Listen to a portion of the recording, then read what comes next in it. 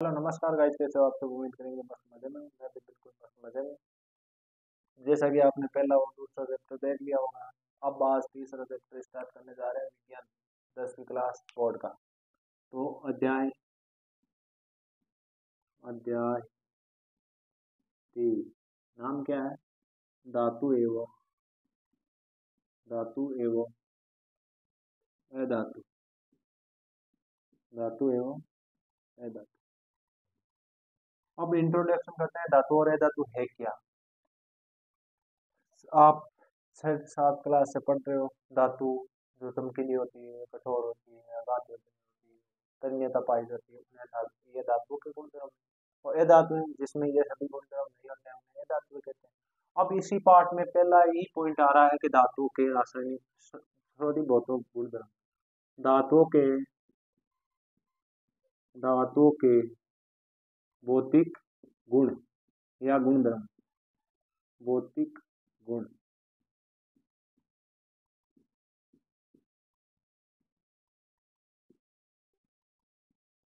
अब एक एक करके हम सभी गुणों के बारे में विस्तार से जानकारी लेंगे। पहला है धात्विक चमक।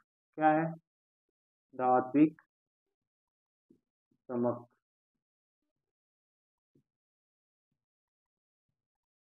धात्विक चमक की शुद्ध रूप में धातु है वो चमकदार पाई जाती है, और इसको क्या कहते हैं? धात्विक चमक कहते हैं। और दूसरा पॉइंट है इसी का कि सामान्यतः धातुएं क्या होती है? कठोर होती है। और इस गुण को क्या कहते हैं? कठोरता। पहला हो गया धात्विक चमक, दूसरा हो गया कठोरता। और लिखते कैसे हैं कि शुद्ध रूप में धातुएं कठोर होती है। अब इसी में तीसरे की बात कर ली जाए तो तीसरा यहाँ पर आता है आघात वर्धनीय। क्या? आघात वर्धनीयता।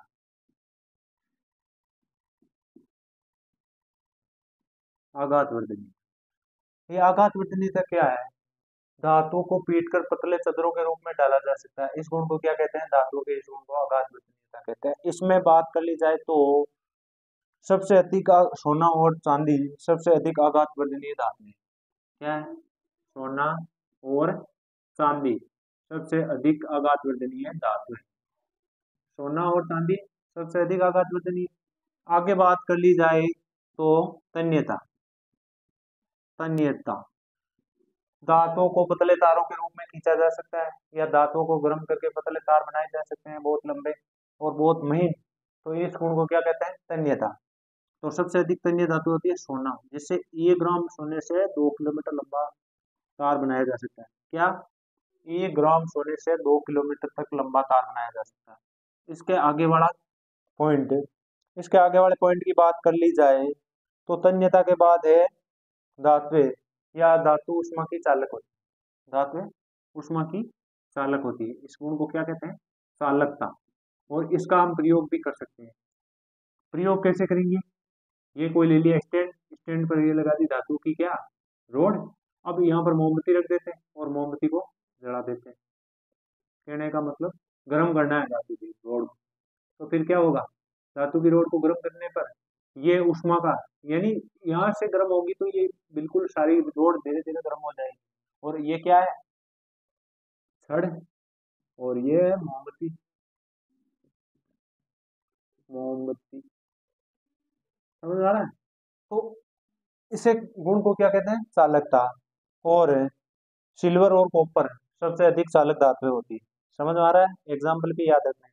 अब ये तो है इसके गुणधर्म। अब एक क्वेश्चन आता है कि धातुओं के तारों पर पॉलीवाइनिल क्लोराइड की लेप क्यों किया जाता है, या रबड़ क्यों चढ़ा होता है। तो आपको पता है धातुएं उष्मा और विद्युत की सुचालक होती है। विद्युत की सुचालक होगी तो अगर उन पर रबड़ नहीं लगाया जाए तो हमारे द्वारा या किसी जीव जंतु द्वारा टच करने पर करंट आने या विद्युत धारा प्रवाह होने का खतरा रहता है, या विद्युत करंट भी लग सकता है। इससे बचाने के लिए हम पीवीसी पीवीसी जिसका फुल फॉर्म है पॉलीवाइनिल क्लोराइड का लेप किया जाता है, या रबड़ का लेप किया जाता है। इसके आगे दूसरा पॉइंट आता है कि ये धातुओं के भौतिक गुण। ये धातु के ये धातुओं के भौतिक गुण। भौतिक ये धातुओं के भौतिक गुणधर्म।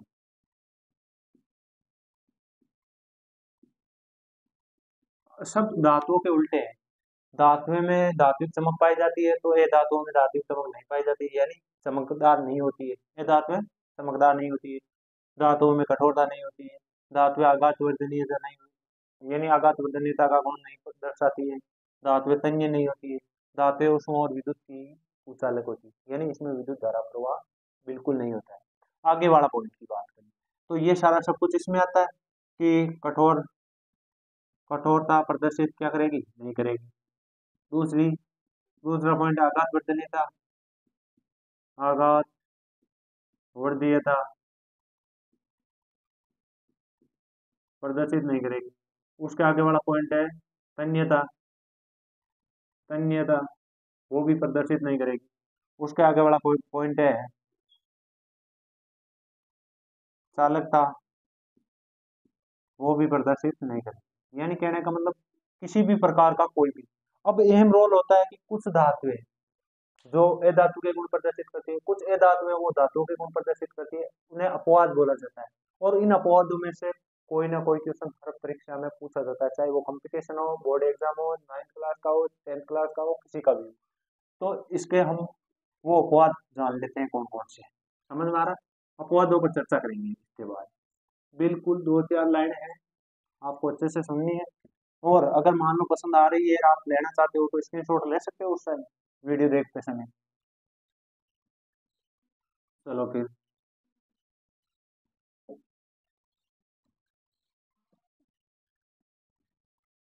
उम्मीद करेंगे कि ये धातु और ये धातु के गुण धर्म, भौतिक गुण धर्म समझ में आए होंगे। आगे चलकर हम रासायनिक गुण भी पढ़ेंगे, लेकिन ये भौतिक गुण है। अब बात अपवादों पर कर लेते हैं।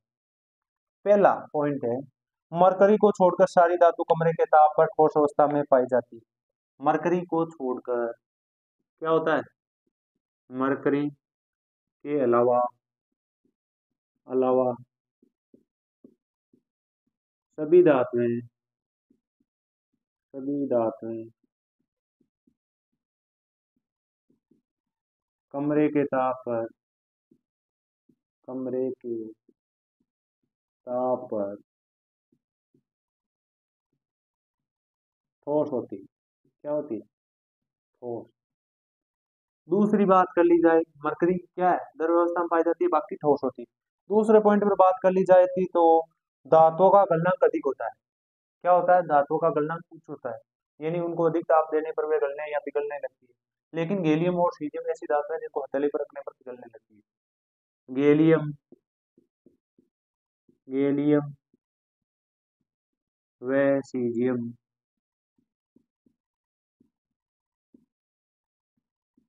जैसी धातुएं जैसी धातुएं धातुएं हथेली पर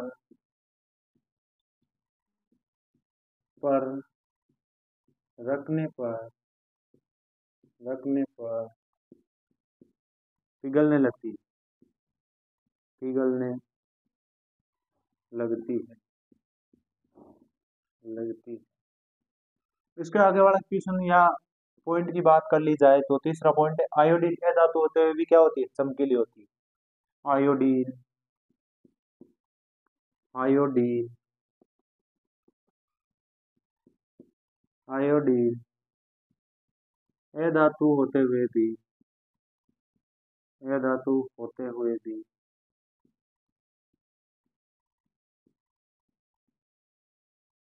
चमकीली होती है।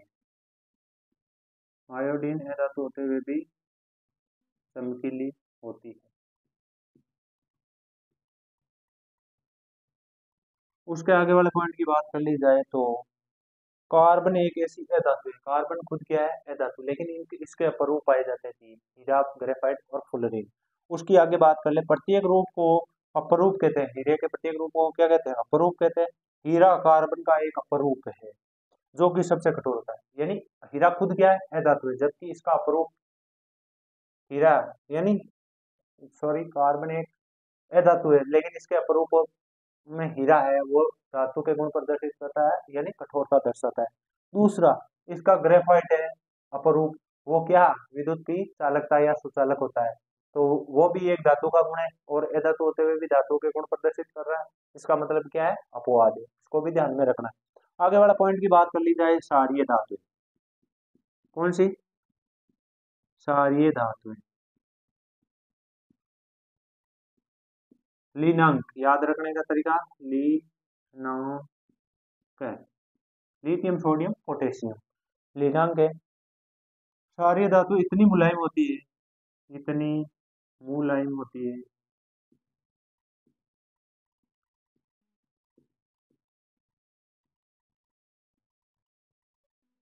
कि इनको चाकू से काटा जा सकता है, कि चाकू से काटा जा सकता है, काटा जा सकता जा सकता है। इतनी मुलायम होती है कि इनको चाकू से काट आसानी से काटा जा सकता है। इनका घनत्व और गलनांक क्या होता है? क्षारीय धातुओं का कम होता है, इसीलिए इनको चाकू से काटा जा सकता है। इसी में एक पॉइंट और है कि धातु ऑक्साइड, धातुएं वो ऑक्सीजन के साथ अभिक्रिया करके धातु ऑक्साइड बनाती है, और जो जल में घुलकर क्षारीय ऑक्साइड भी बनाते हैं। यानी धातु ऑक्साइड को क्या, क्षारीय ऑक्साइड, यानी धातु ऑक्साइड क्षारीय प्रकृति के होते हैं। तो इसी में लास्ट पॉइंट लिख लेंगे, धातु ऑक्साइड, धातु ऑक्साइड क्षारीय प्रकृति दर्शाते हैं, दर्शाते हैं। धातु ऑक्साइड क्षारीय प्रकृति दर्शाते हैं। अब इन्हीं में से कुछ क्वेश्चन पूछे गए पेज नंबर 45 पे, यानी 45 पे।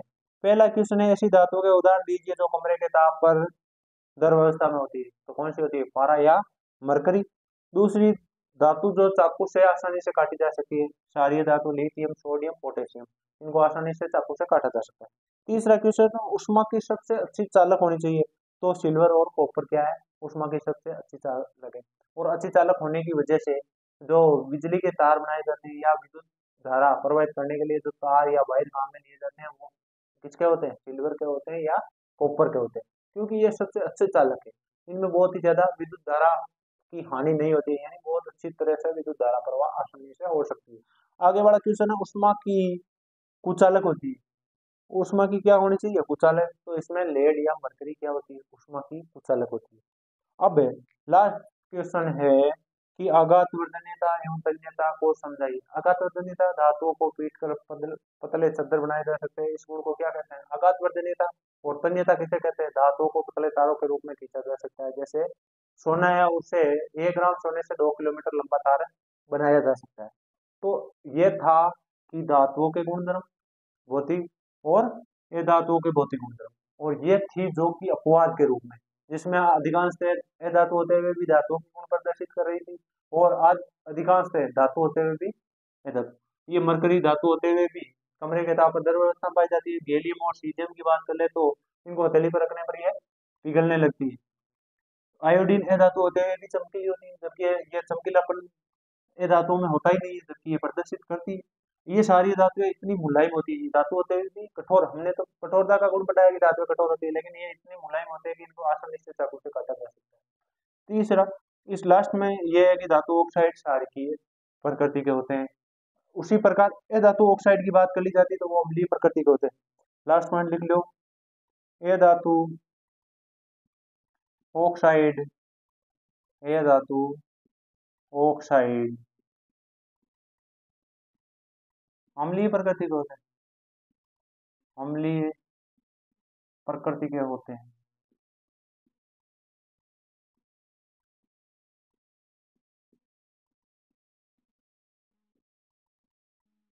अब 2 महीने शेष नहीं रहे बोर्ड एग्जाम के, तीसरा चैप्टर वापस रिवीजन में चल रहा है, और मैं उम्मीद यही करूंगा कि नए साल में आप नया संकल्प लें और अच्छे से पढ़ाई करें साथ के साथ।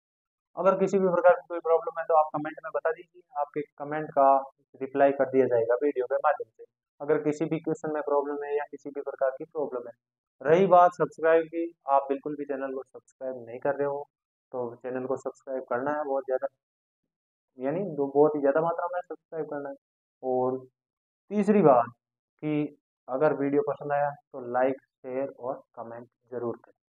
धन्यवाद।